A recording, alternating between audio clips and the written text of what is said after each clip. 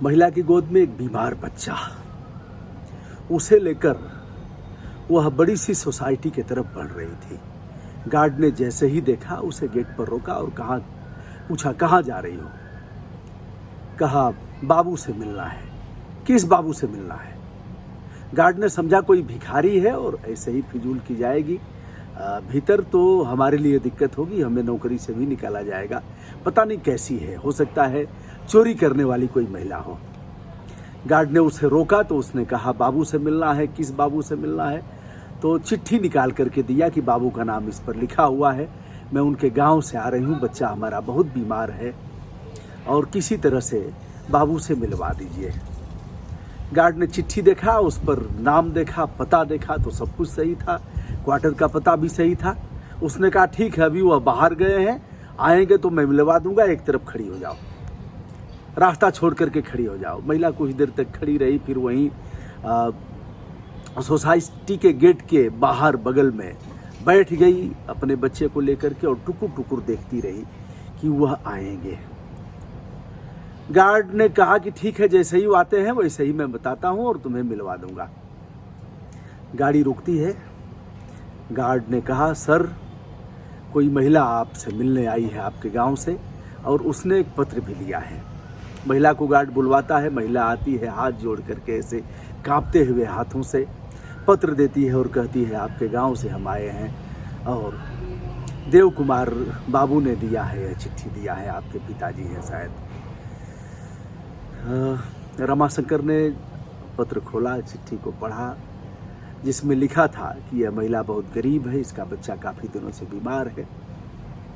यहाँ स्थानीय सरकारी चिकित्सालय में उसका इलाज कराया गया, लेकिन पैसे के अभाव में और अच्छे डॉक्टर न होने के कारण वह ठीक नहीं हो पा रहा है।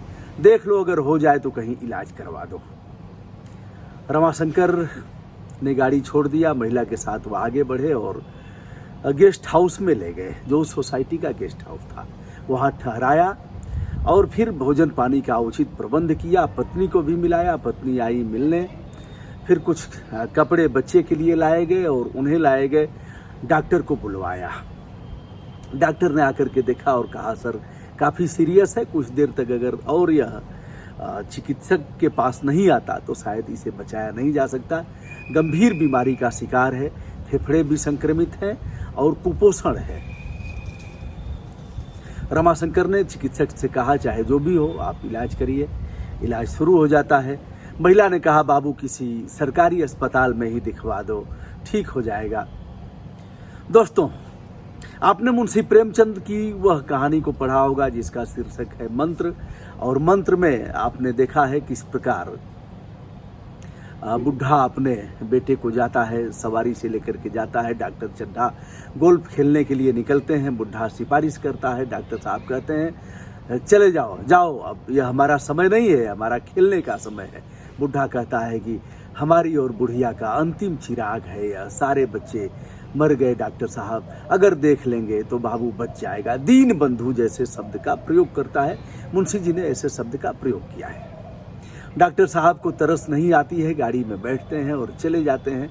वह बुढ़ा टुकुर टुकुर तब तक देखता रहता है जब तक कि गाड़ी उसकी आंखों से दिखाई देती है।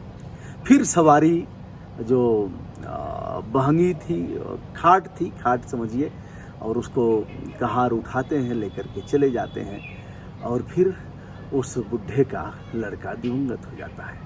कहानी यही ख़त्म नहीं होती है। फिर बुढ़ा कैसे काम आता है डॉक्टर साहब की और उनके इकलौते बेटे की जान बचाता है, आपने पढ़ा भी होगा, लेकिन मैं इसको अगले वीडियो में बताऊंगा। अब मैं सोसाइटी वाले रमाशंकर बाबू की बात करता हूँ। इलाज शुरू हुआ, धीरे धीरे सुधार भी हुआ। उन्होंने कपड़े माँ के लिए भी मंगाए, बच्चे के लिए भी मंगाए और फिर बच्चा स्वस्थ हो जाता है। माँ कहती है बाबू अब ठीक हो गया है, अब अपने घर हम जाएंगे, मेहनत मजदूरी करेंगे और इसे अब हम पाल लेंगे, हमारे बुढ़ापे का यही चिराग है। इसके पिता तो बचे नहीं, जब यह 1 साल का था तभी वह दम तोड़ दिए, अब हम ही इसको जिलाएंगे खिलाएंगे। और आपका बहुत बहुत उन्होंने साधुवाद दिया और कहा कि बाबू अब हम जाएंगे।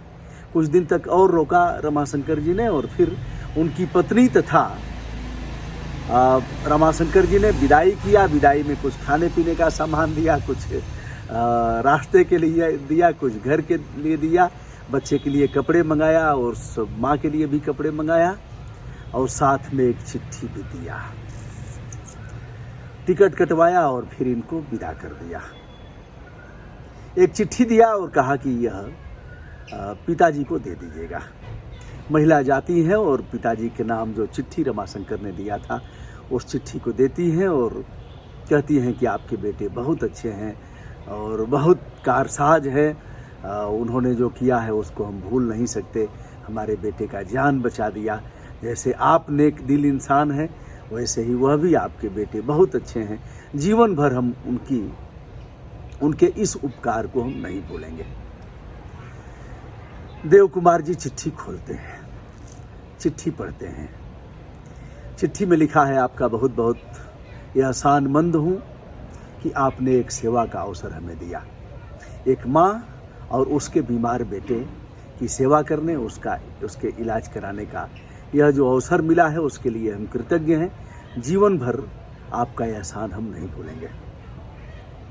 ऐसे अवसर कभी कभी आते हैं और कोई न कोई निमित्त इसके लिए बनता है, तो आप परमात्मा के निमित्त हैं कि हमें ऐसा शुभ अवसर दिया है। बच्चा अब ठीक हो गया है और हमारा यही पता है, जहाँ जिस पते से आपने पत्र दिया है। ऐसा कोई और होगा तो आप फिर उसे भेज सकते हैं, मैं अपना सौभाग्य समझूंगा। खेद के साथ हमें यह लिखना पड़ता है कि आपके बेटे अब इस पते पर नहीं रहते, वह कहीं और रहते हैं और मेरा भी नाम रमाशंकर ही है और आप हमें भी अपना ही बेटा समझिएगा और मैं उसी आपके बेटे की तरह ही आपके आदेश का पालन करूंगा। और ऐसे कह करके पत्र खोला उन्होंने, लेकिन पत्र के अंत में यह लिखा था कि आप इस महिला को, इस माँ को यह मत बताइएगा कि मैं आपका असली बेटा नहीं हूँ।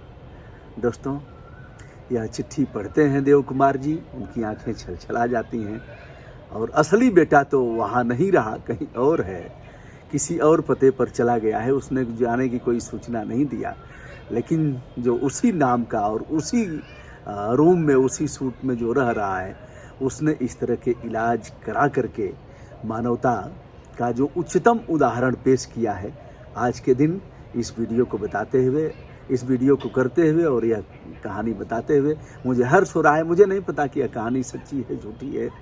मुझे एक मित्र ने भेजा था और कहा था कि आप इसे ज़रूर करिएगा, लेकिन यह कहानी मानवता का ऐसा संदेश देती है, नैतिकता का पाठ पढ़ाती है और यह बताती है कि देश कैसा रहा होगा, देश में हमारे कितने अच्छे लोग रहे होंगे, अभी भी हैं। आइए इस कहानी से हम प्रेरणा लेते हैं और आपके कमेंट विनम्रता के साथ आमंत्रित किए जाते हैं कि इस कहानी से आपने क्या प्रेरणा लिया। विनम्रता के साथ ब्रजभूषण दुबे का दिव्य नमस्कार सभी आत्मीय दोस्तों को।